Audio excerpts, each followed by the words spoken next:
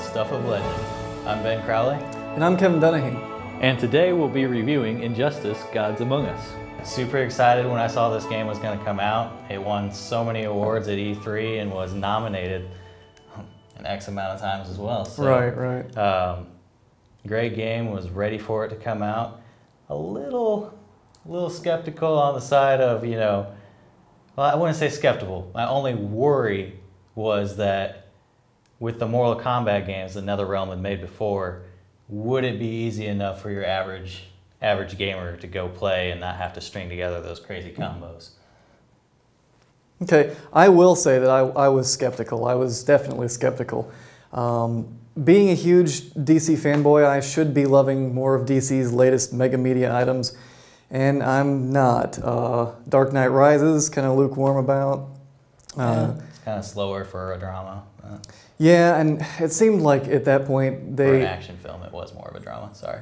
It felt like Dark Knight was so successful that by the time I got to Dark Knight Rises, they were just doing things for the sake of being cool. Like, Batman had, what, 4 hours before the city was going to get nuked, and he wanted to put his symbol up on a building. Like, yeah. It was just a few creative choices. But anyway, a lot of these DC items that are coming out, like, we should be their #1 fans, and we've had kind of a mixed reaction with some of that. So I had realistically low expectations for this game when it came out.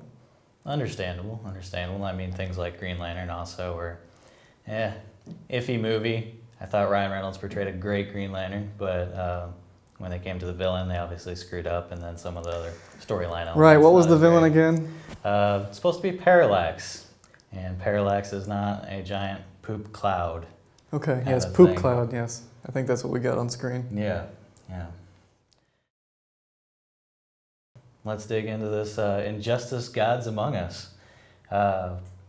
We started off playing multiplayer. Right. And, of course, immediately went to our favorite characters. I was Green Lantern. Superman. And since my background more so with fighting games, I enjoy Street Fighter. I'm sorry, NetherRealm and your Mortal Kombat series, but Street Fighter is my game. I still have the 2D on my Xbox, and so I was just plugging in the different combos, down, over, back, forward, and I kind of owned Superman. Yeah, he nuked me off the face of the planet, which was embarrassing, but at the same time it was a lot of fun because when we were first playing this game, we hadn't seen any of the super moves or any of the specials or anything like that. So the first time that he teleports me to Oa and hits me with jets and buses, it was really awesome. And that, everybody plays their favorite character first, and then they move on. Everybody wants to try each character and kind of see that. And I think probably over the course of an hour, everybody had tried all the characters, everybody kind of saw what it was, and then immediately, like, the joy just drained from everybody's faces, and it was just like, well, yes, he's hitting me with planes again, and now he's hitting me with buses again, and... Oh, look at the time. Yeah, so that... I don't know, multiplayer probably faded on me a little bit quicker than they probably would have wanted. Yeah, I mean, I enjoyed it more than the single player just because you have your friends there, it's over. But if you're going to take it to the online multiplayer, oh my gosh, it's so annoying. You people who play Deathstroke and Aquaman, oh my gosh, sit back and hit one button all the time. How is that fun? I don't know. I don't know how. You got the trident. You got the shooting. Right. I don't understand. I can't touch them, and I don't understand that. How do these moves keep making it to games like this? This has been a problem. I'm sure it's been a problem since Mortal Kombat started. Right. I haven't had a whole lot of experience just with Mortal Kombat, but when we were playing the Mortal Kombat versus DC, it was Green Lantern with the hammer, which I was never as good as Green Lantern at that time, and. Yeah, I got owned just as much as everybody else with that little hammer. Just come on down. You'd think that somebody in the development would just spam a move or something and figure that out and put a cooldown on it, but seemingly not. And another thing I think they could kind of work on is when you go into a ranked match, you're just sitting in that room forever saying, finding match. Now, maybe if I got into it a little earlier, like, it would pair me easier. And since I'm just a level 1, Trying to pair with, I keep finding level 16s right now. That's like where everyone How high else does it go? I have no idea. That's a good question, but I think people are up at least in the 40s already. Yeah, if not yeah. higher. I know I saw a guy who's won 897 matches, and I'm figuring, how is he getting that many games? Oh. And I'm sitting here I bet he's an Aquaman. for 5 minutes. He's probably Aquaman. He's the king of Aquaman. Okay, so single player. Did you enjoy the single player? I thought it got a little repetitive on the single player. Okay. As far as the storyline goes, you get to fighting, you know, Flash, Shazam, Sinestro, Joker, Sinestro, Joker. I think Flash and Shazam were in there somewhere, but maybe I missed it. Yeah, they were Okay. somewhere in there. But what I'm trying to say is you didn't end up fighting this huge allotment of 24 characters that they put in the game, which they tried to explain a little bit with the story, but I guess I'm just kind of disappointed with the way it turned out. They interjected the Star Labs, which is a bunch of competitions, but will drive you nuts. Yeah. Dodging batarangs. I probably dodged batarangs for about an hour before I finally was successful. Well, I felt kind of the opposite. I thoroughly enjoyed the single player, and I was not expecting to. I kind of expected it to be more like the Mortal Kombat versus DC, where you just kind of pick your favorite character that you want to take through campaign, and the choice that you make on who you're going to play really doesn't matter. The story doesn't change at all. Whereas this one, you get handed different characters as you go. And it felt like that was just, I was playing a more important part of the story, I guess, that way. Okay. But yeah, I would love to see more. I think that they could expand on this. I don't know if they have any plans to add DLC. Well, they did. They left it open. For those of you who have played the story, you know what I'm talking about. But there is definitely a continuation. Cliffhanger. Thank you. At the end of the storyline, and they're gonna keep. I don't know if it's gonna be within this same game with DLCs, as you were saying.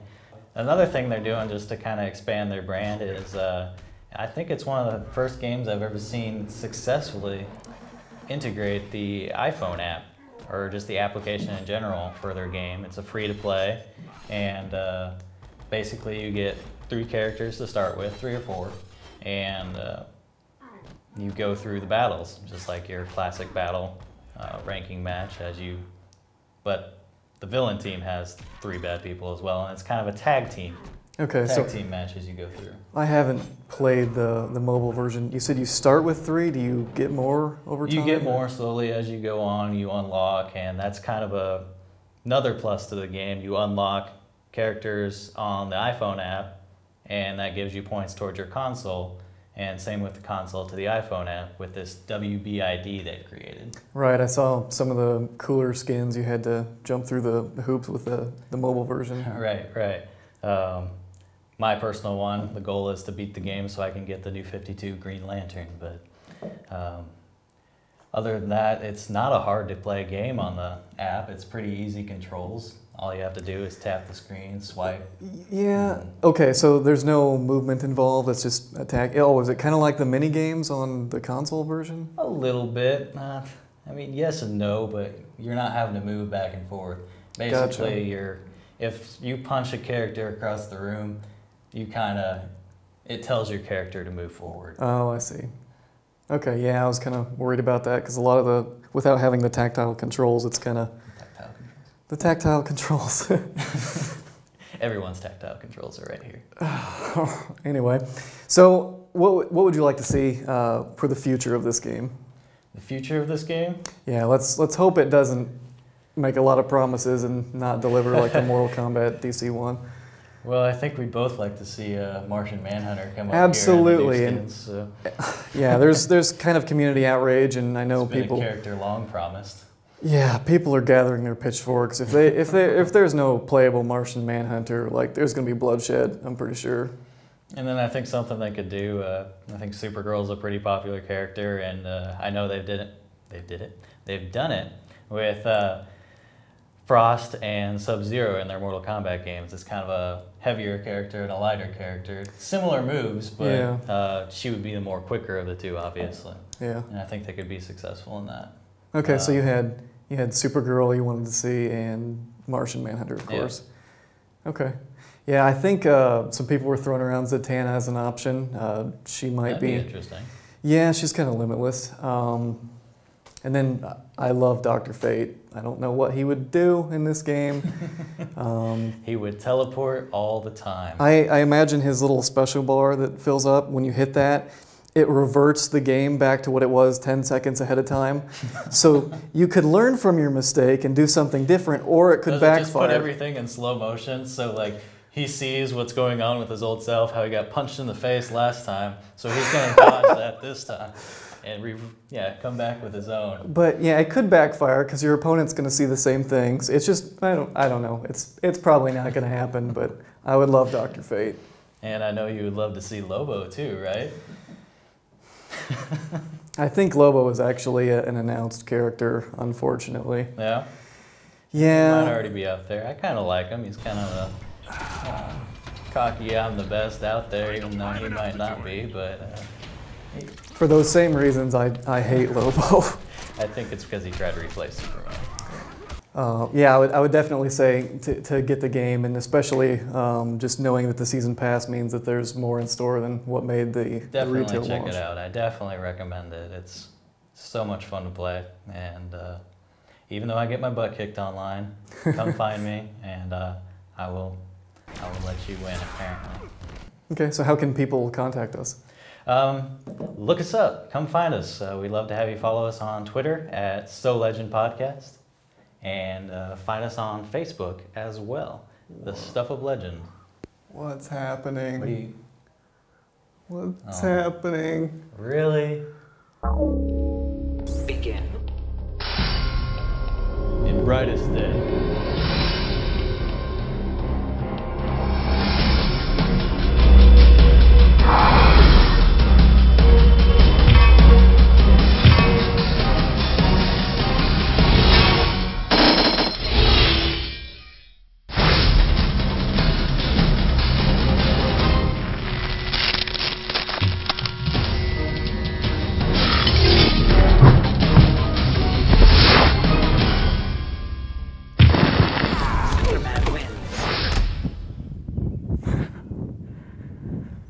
Well, that's our show. Hope you'll join us next week for more Stuff of Legend.